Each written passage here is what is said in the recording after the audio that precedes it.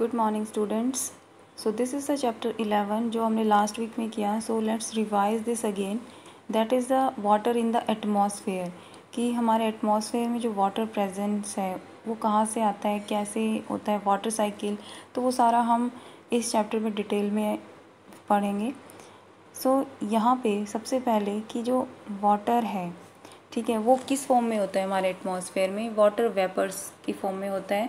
अब water vapour जो हमारे एटमॉस्फेयर में मिलते हैं वो 0 to 4% ही पाए जाते हैं, बट इनका बहुत इंपॉर्टेंट रोल होता है हमारे वेदर फेनोमेना में, क्योंकि यही वाटर वेपर कंडेंस होते हैं और रेनफॉल होता है, फिर से अर्थ सरफेस पे वाटर पहुंचता है, फिर एवोपरेट होता है। मीन्स जो वाटर साइकिल है वेदर में, ठीक है, वो ऐसे ही चलता है।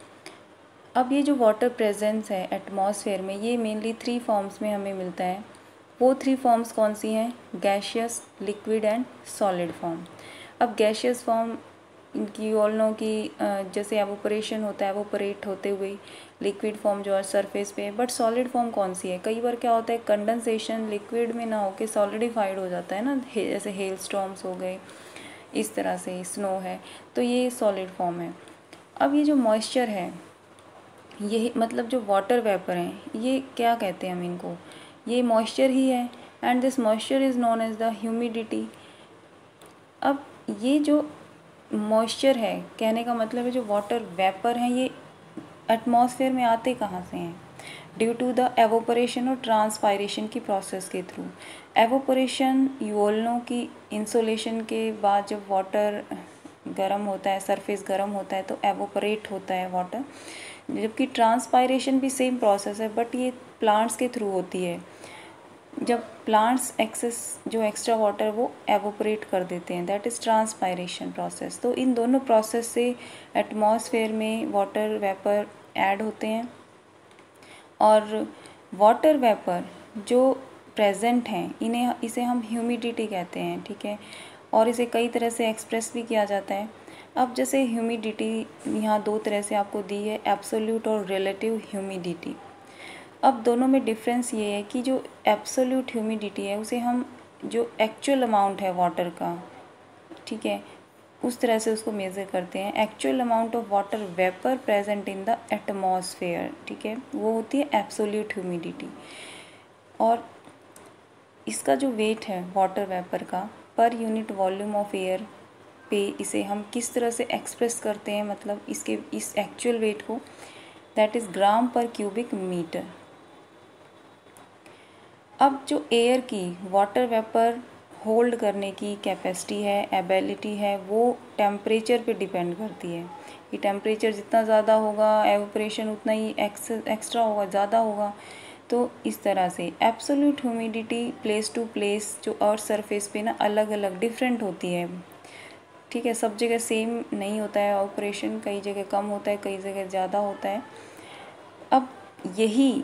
अब हमने देखा एब्सोल्यूट ह्यूमिडिटी में एक्चुअल अमाउंट ऑफ वाटर को मेज़र रखते हैं, बट अगर इसे हम परसेंटेज में, इसी मॉइस्चर को परसेंटेज में प्रेजेंट कर में देखें, ठीक है, you can say the percentage of moisture present in atmosphere as compare to its full capacity given temperature known as the relative humidity. अब एयर के टेम्परेचर के चेंज होने के साथ जो कैपेसिटी है वो इंक्रीज़ और डिक्रीज़ होती रहती है, और इसी वजह से क्या होता है, टेम्परेचर अगर इंक्रीज़ डिक्रीज़ होता है तो उससे ये जो रिलेटिव ह्यूमिडिटी है वो भी अफेक्टेड होती है, ठीक है, मतलब परसेंटेज उतनी ही कम और ज़्यादा होगी वेपर्स की। अब ओशन पे ये सबसे ज़्यादा होती है ह्यूमिडिटी, जबकि कंटिनेंट्स पे सबसे कम होती है। बिल्कुल क्लियर है, क्योंकि ओशन पे वाटर का अमाउंट ज़्यादा होता है, दैट्स अ रीज़न, ठीक है। अब ये एवोपरेशन और कंडेंसेशन क्या है? एवोपरेशन तो वो प्रोसेस है जिससे वाटर जो लिक्विड फॉर्म में है अर्थ सरफेस पे, वो ट्रांसफॉर्म होता है गैशियस स्टेट में, और हीट इसमें मेन काम करती है, ठीक है। हीट कहाँ से आएगी? सनलाइट से आती है, तो इसी को हम एवोपरेशन कहते हैं, ठीक है। जो वाटर बॉडीज़ हैं जितनी भी अर्थ सरफेस पे, जब टेम्परेचर की वजह से वो वाटर ट्रांसफॉर्म होना स्टार्ट हो जाता है गैशियस स्टेट में, और गैशियस स्टेट ही एवोपरेशन कहलाती है। तो उसे हम कहते हैं। अब ये जो हीट है ये ट्रांसफ़र होती है, ठीक है, ट्रांसफ़र होती है एवोपरेशन के थ्रू, और मीन्स जो वाटर वेपर ऐड होते हैं एटमॉस्फेयर में उनमें ये हीट ट्रांसफ़र हो रही है, तो उसे हम लेटेंट हीट कहते हैं, latent heat of vaporisation. Evaporation के बाद नेक्स्ट प्रोसेस है यहाँ पे कंडेंसेशन की।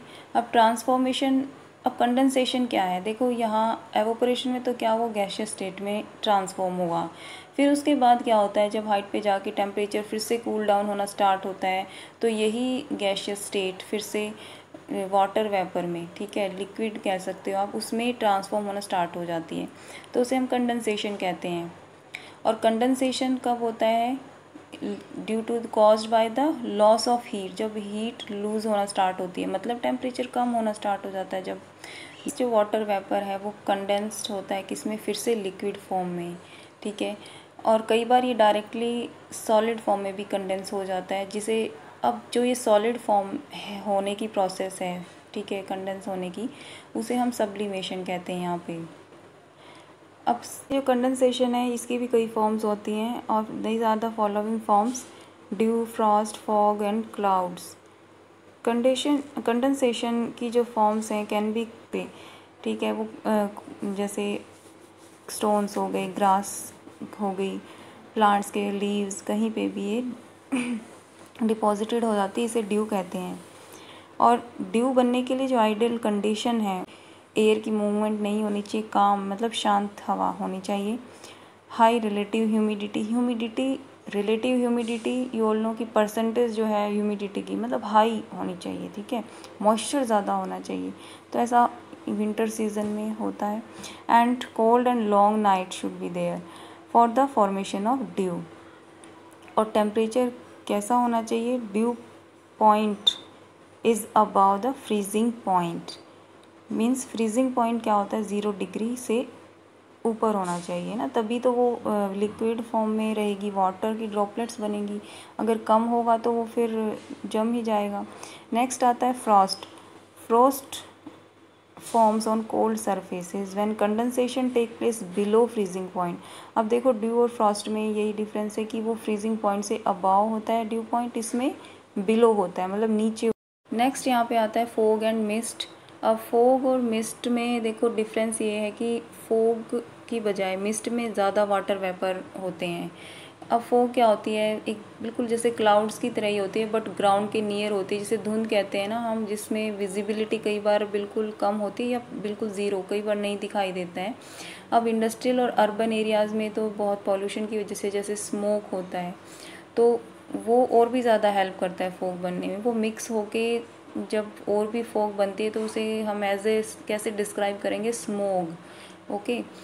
तो डिफरेंस यही है इन दोनों में। फिर आता है हमारा दूसरी अनदर फॉर्म जो कंडेंसेशन की, सारी कंडेंसेशन की ही फॉर्म है, ड्यू, फ्रॉस्ट, फॉग, मिस्ट, और नेक्स्ट इज़ द क्लाउड्स। अब क्लाउड्स जो है, you all are familiar with this, कि क्लाउड्स क्या होते हैं, वाटर ड्रॉपलेट्स के बने होते हैं, अलग अलग शेप के होते हैं, फ्रीली फ्लॉट करते रहते हैं एयर में। अब ये कई तरह से बने होते हैं और इनको उनकी शेप के बेस पे, हाइट के बेस पे, ट्रांसपेरेंसी के बेस पे उनको कई ग्रुप्स में डिवाइड किया हुआ है। So these are the 4 types which mainly here these are. So first is cirrus cloud, cumulus cloud, stratus and nimbus clouds here. Cirrus clouds कौन से होते हैं, हाई आल्टीट्यूड पे होते हैं, बहुत ही ऊंचाई पे होते हैं, ये 8 to 12,000 मीटर की हाइट पे होते हैं, और ये बहुत ही थिन और डिटैच क्लाउड होते हैं। डिटैच से मतलब है जैसे बिखरे हुए होते हैं ना, और इनकी अपीयरेंस फीदर की तरह होती है, फीदरी अपीयरेंस कह सकते हो, जैसे बर्ड्स के फीदर होते हैं, और ये हमेशा कलर इनका वाइट होता है। सेकंड जो कैटेगरी है वो है क्यूमुलस क्लाउड्स की।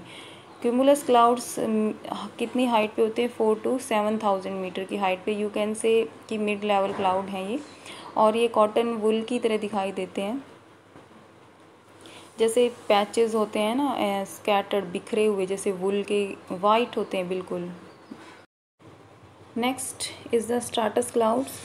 स्ट्राटस क्लाउड्स कब बनते हैं, जब 2 एयर मासेस आपस में मिक्स करती है, मतलब कोल्ड और हॉट एयर मास, और उनके मिक्सचर से इस टाइप के क्लाउड्स की फॉर्मेशन होती है। फिर आता है निम्बस क्लाउड्स। ये ब्लैक और बहुत ही डार्क ग्रे कलर के होते हैं। मिड लेवल क्लाउड होते हैं, मिड लेवल से भी नीचे कह सकते हैं, और बिल्कुल सरफेस के नियर होते हैं इस टाइप के क्लाउड्स, और बहुत ही ज़्यादा डेंस होते हैं। In this pic you can see here these are the nimbus clouds. Rainfall वाले क्लाउड्स होते हैं ये। तो ये तो 4 कैटेगरी थी, बट इनके आपस के में जो मिक्स होने से और भी टाइप के क्लाउड्स बनते हैं, जैसे आल्टोस्ट्राटस हो गया, साइरोस्ट्राटस हो गया। अब जैसे साइरोस्ट्राटस, इसमें साइरस और स्ट्राटस दोनों टाइप के क्लाउड्स मिक्स होके, ठीक है। तो इस तरह से बहुत सारे क्लाउड्स की फॉर्मेशन होती है। Stratocumulus, nimbostratus, altocumulus, altostratus, these all the name of the clouds, various types of clouds. So फिर नेक्स्ट एवोपरेशन और कंडेंसेशन के बाद जो प्रोसेस आती है वो है प्रेसिपिटेशन, मतलब रिलीज़ ऑफ मॉइस्चर का रिलीज़ होना, और वो क्या है, वो है रेनफॉल।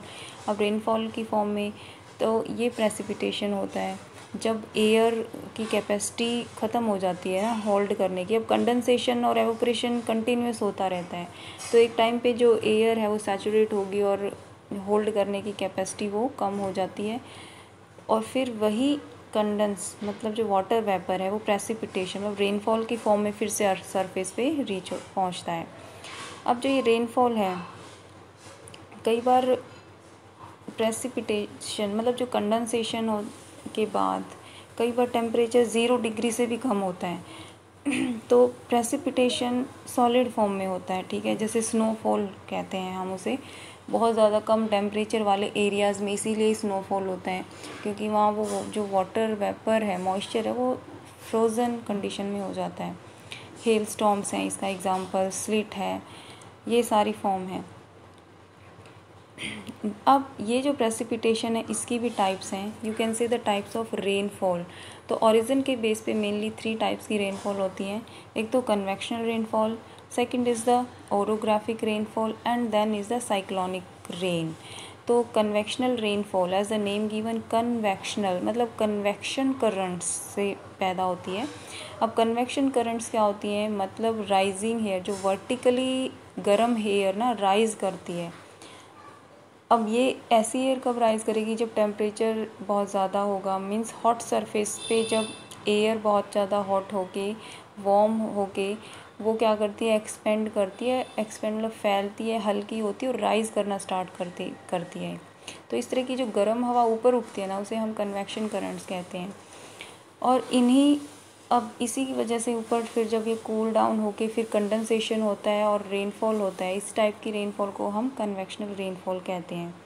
मेनली कहाँ पे होती है, इक्वेटोरियल रीजन, जो इक्वेटोरियल बेल्ट है, क्योंकि वहाँ पे इंसोलेशन बहुत ज़्यादा होता है एवरी डे। जैसे अमेज़न फॉरेस्ट है, ये सारा जितने भी इस बेल्ट में जो रीजन आते हैं वहाँ पे मेनली हर रोज़ इस टाइप की रेनफॉल होती है। क्योंकि वहाँ इस तरह की कन्वेक्शन करंट्स बनती हैं, और आफ्टरनून और इवनिंग तक बहुत ही हैवी रेनफॉल होता है। थंडर स्टॉर्म, लाइटनिंग के साथ होती है इस तरह की रेनफॉल। फिर आता है ओरोग्राफिक रेन।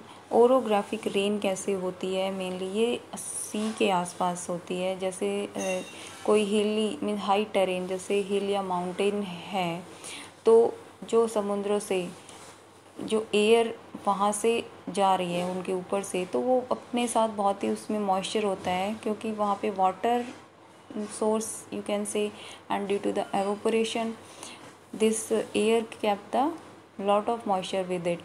तो ये क्या करेगी, अब जो माउंटेन की स्लोप है उसके साथ राइज करना स्टार्ट करती है, ठीक है, और स्लोप पे, ठीक है, स्लोप पे क्या करेगी, सारा मॉइस्चर धीरे धीरे जैसे ये ऊपर जाएगी, कूल डाउन होती है, हाइट पे पहुँचते पहुँचते पूरा का पूरा मॉइस्चर विंडवार्ड साइड, ठीक है, इसी स्लोप पे वो रेनफॉल होता है। बट जैसे जैसे वो बैक साइड मतलब लीवार्ड साइड पे पहुंचती है तो मॉइस्चर ख़त्म हो चुका होता है और ड्राई और हॉट हो जाती है, ऐसी है। तो ओरोग्राफी कहने का मतलब है कि जो स्लोप पे राइज करके रेनफॉल होता है ना, उस टाइप की रेनफॉल। फिर आता है साइक्लोन रेन। साइक्लोनिक रेन मतलब साइक्लोन के टाइम पे जैसे एक्स्ट्रा ट्रॉपिकल साइक्लोन होता है तो इस टाइप की रेनफॉल होती है। और कब बनती है इस टाइप की कंडीशन, जब 2 एयर मासेस आपस में मीट करती हैं